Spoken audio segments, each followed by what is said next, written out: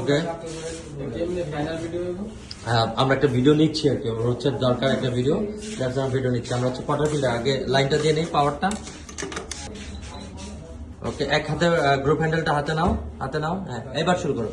Right, এই যে ডোজটা পড়তেছে মানে কফির গুঁড়ো, এটাকে ডোজ বলা হয়। তো আমরা ডোজ নিলাম হচ্ছে 9 গ্রাম, বাট সৌদি আরবে নিতে হবে 18 গ্রাম এবং 36 ml লিকুইড বের করতে হবে। ওকে, এখন চলে আসি আমরা হচ্ছে ডিস্ট্রিবিউটর করবে। ডিস্ট্রিবিউট শেষ হলে আমরা ট্যাম্প করব।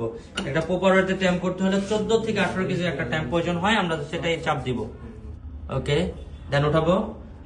এখন এয়ার পাম্প দিয়ে আশেপাশের ডাস্ট গুলো আমরা সরাই ফেলতেছি। রাইট, আর লাগবে না।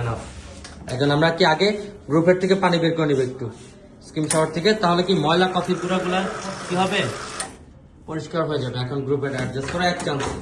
That's great. ওকে, টাইট দাও, একটা কাপ নাও, পরিমাণ মতন কফি বের হবে। কত সেকেন্ড একটা কফি বের হবে তুমি বলো?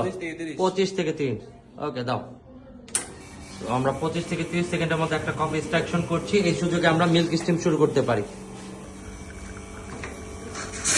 ওকে, গুড গুড গুড, শুরু করবি। একদম ফাইন একটা স্টিমিং করবা, নো বাবলস।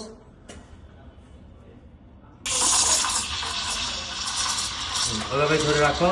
মিল্ক যে পর্যন্ত আপনার শাইনিং না আসবে এবং টেম্পারেচার 60 থেকে 65 ডিগ্রি না হবে সেই পর্যন্ত আমরা ওয়েট করবো এখানে। তো মিল্ক স্টিম হচ্ছে, ফোমিংটা ভালো রাখতে হবে। ক্যাপাচিনোতে মিল্কের ফোমটা একটু বেশি হবে। রাইট, আবার একটু ছেড়ে নাও, ধরো ওটা ছেড়ে নাও। গুড গুড, এটাই দরকার ছিল। স্টপ দাও, জোরে ধাক্কা, কাপসুজা, পিছার উঁচা করো, টান দাও, শেষ। এটা কি বানাইছো? হার্ট। ওকে ফাইন, দাও একটা সাইন দাও।